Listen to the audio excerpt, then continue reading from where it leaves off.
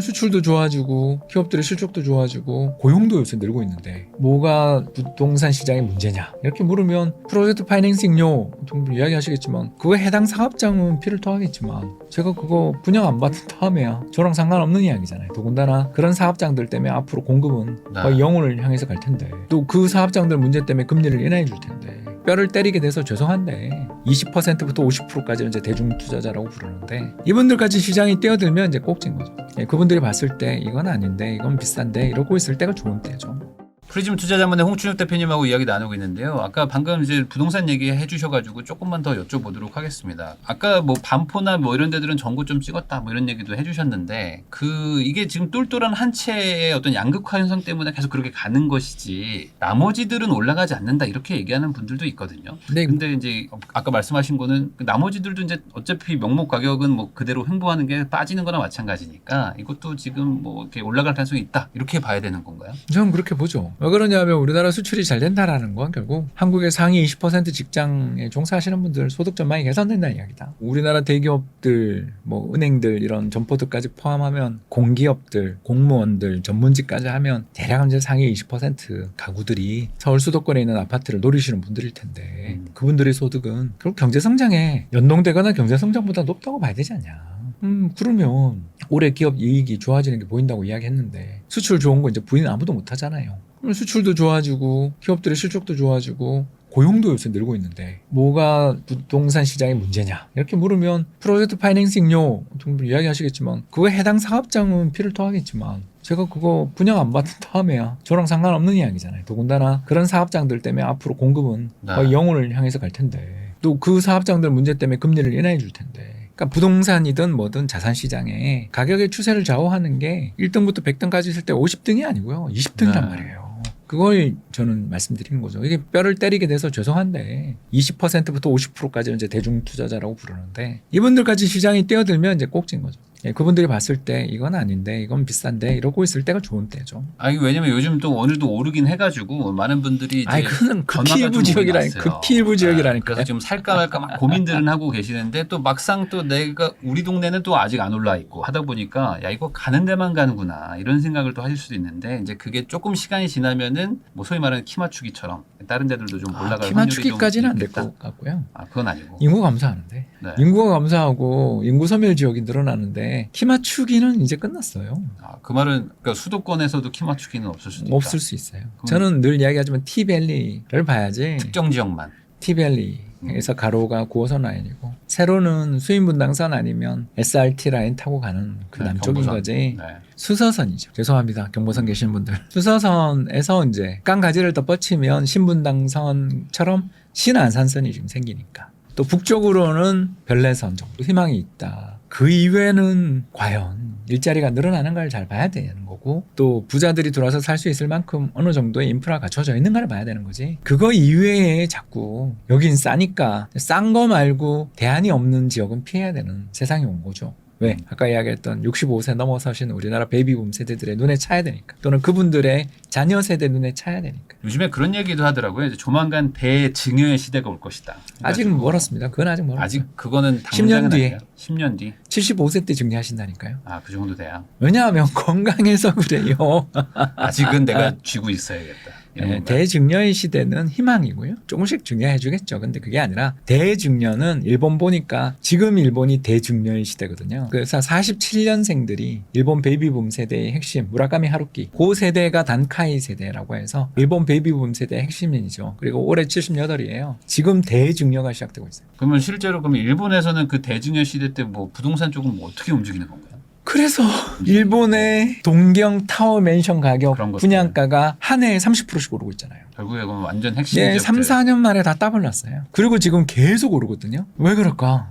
중요받은 돈 가지고서 어디 오르는지 다 찍어줬으니까. 컴팩트 시티. 그 도시를 확대하는 스크롤은 인구가 감소하니까 이제 끝났고 핵심 지역에 위를 올리는 용적률을 올리는 그게 2005년부터 일본이 그 제도를 도입해서 고이즈미 때 도입해가지고 컴팩트 시티에 관련된 여러 가지 법을 개정해서 신도시를 그때부터 안 짓고 전부 도심 재생으로 왔잖아요. 그래서 그 동경역 뒤편 긴자로 가는 길들 한번 여행 가보신 분들 알잖아요. 새로운 도시가 하나, 그 긴자 넘어서 도요스 지역까지 네. 쭉 이어지면서 고토구까지 이어지는 그 어마어마한 스카이라인을 보면서 이거 상해인가? 근데 상해보다 더 세련되고, 왜냐면 건물은 일본이 잘 지으니까. 네. 그런 걸 우리가 보잖아요. 그리고 거기 전 세계인이 지금 사겠다고 다 줄을 서 있는 거 아닙니까? 우리나라도 이제 그렇게 가야죠. 일본보다 인구 감소가 20년, 25년 정도 늦었으니까 이제 우리나라도 저는 솔직하게 이야기하자면 상기 신도시 결정은 굉장히 잘못된 결정이었고 뭐 어떻게 채울지 저는 기대하면 안 되고 그런 신도시들에 대해서 어떤 희망을 가지시면 안 된다. 핵심은 도심 재생이다. 사실 그게 맞는 것 같긴 하거든요. 어쨌든 인구 감소가 예정되어 있다 그러면은 뭐 새로운 땅으로 넓히기보다는 사실 좁혀가지고 거기 살 사람이 없는데 거기다가 친환경이잖아요. 더군다나. 네. 사람들이 흩어져 있으면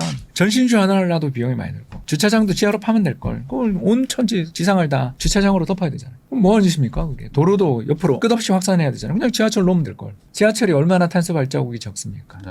그 인구가 감소할 때 컴팩트 시티를 만들어서 어떻게든 에너지 체계도 스마트 그리드 같이 추진해서 그 길로 가는 게 우리나라의 살 길인데 아시는 것처럼 혁신 도시를 만든 나라니까. 그러면 이 말씀을 들어보면은 이제 앞으로 10년 동안은 이제 뭐 어쨌든 증여가 조금씩 될 것이고 이제 10년 지나면서 이제 폭발적인 증여가 나오고 그게 아마 불꽃이 되겠죠. 그러면 그때 되면은 당연히 이제 자녀들이 원하는 것들을 막 사주려고 할 것이고. 그 전부터 움직이겠죠 그게. 네, 그러면 자녀들은 당연히 도심지에 있는 뭐 이렇게 고층 아파트 뭐 이런 것들도 좋아할 것이고. 커뮤니티라는 말 한마디로 요새 다 정리가 되는 것 같더라고요. 네, 그러면 이제 방향은 어찌 보면 조식. 정해지는 게 아닌가. 예, 조식. 집에서 이제 밥 해먹고 이런 거 잘 또 안 좋아하기도 맞벌이 하고. 하시니까 네. 우리나라가 앞으로 잘 살면 잘 살수록 맞벌이 늘어나지 않겠어요? 그러겠죠 아무래도. 왜냐하면 여성의 소득이 올라가니까. 그러면 집에서 뭘 해먹는다라는 기회비용을 생각해 보시면 그래서 배달이 늘고 그리고 아파트에서 밥 해주는 아파트가 인기가 올라갈 수밖에 없는 거죠. 근데 밥을 해주려면 어느 정도 세대수도 확보도 또 돼야 되니까. 핵심이 바로 네. 짚으셨습니다. 거기다가 아니면 뭐 아주 비싼 동네여서 세대수가 적어도 관리비 뭐 몇십만 원 내는 거 아무 문제가 없든지. 근데 그게 쉽지가 않거든요.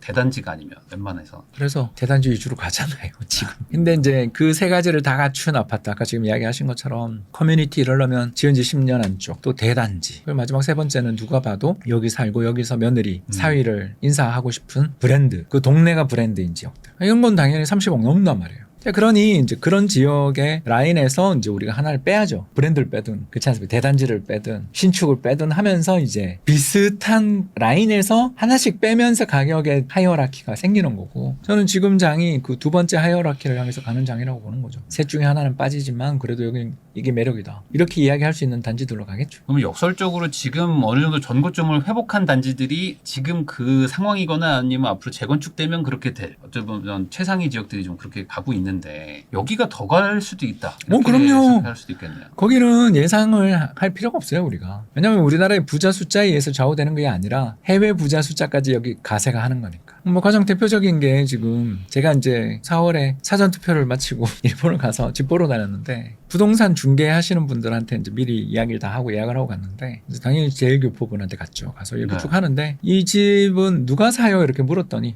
예, 중국 사람요. 딱 그냥 답이 나와요. 이거 엄청 무서운 이야기 아니에요, 이거? 싱가포르이 너무 비싸니까 이제 일본 동경으로 가는 거잖아요. 그런 사람들 중에 한국은 안 오겠어요? 밴쿠버만 꼭 가야 되나요? 아니지 않습니까? 우리나라가 일본 동경만 못한 게 뭐가 있어요? 아직은 그래도 외국인 특히 뭐 중국인들이 뭐 강남이나 뭐 이런 데 매수세가 뭐 높지는 않은데 미래가 없다고 볼 수 있냐고요. 더 될 수도 있다. 우리가 동경보다 좋은 점이 일단 네. 동경에 차 몰고 다니는 거 사실상 불가능한 도시인데 우린 그래도 주행 속도가 좀 느려서 그렇지 차는 그래도 다닐 만한 도시. 두 번째로 일본에 가서 보면 그 살 수 있는 아파트라는 타워맨션이라는 거와 일반 주택사의 간극이 엄청 큰 데 비해서 그렇죠. 우리는 아파트 나라니까 살만한 지역들도 엄청나게 많고 안 그렇습니까? 그런 거 보면 또 무엇보다 일본보다 우리나라가 미래 성장률이 낮진 않으니까 여기 사놓으면 포텐은 결국 근로자 1인당 소득의 증가가 집값의 포텐이잖아요. 그 면에서 우리가 일본보다 낫잖아요. 일본은 저평가됐다 올라오는 거지만 우리는 뭐 고평가됐다가 적정가치 정도로 내려오거나 그 밑으로 지금 가는 중이니까 우리 집값이 더 조정받으면 얼마든지 외국인 더 들어오겠죠. 그러니까 너무 선험적으로 우리나라 입장을 갖고 생각 안 했으면 좋겠어요. 일본이라고 언제 외국인이 사서 집값 올리는 세상이 올 거라고 누가 그걸 생각했겠어요.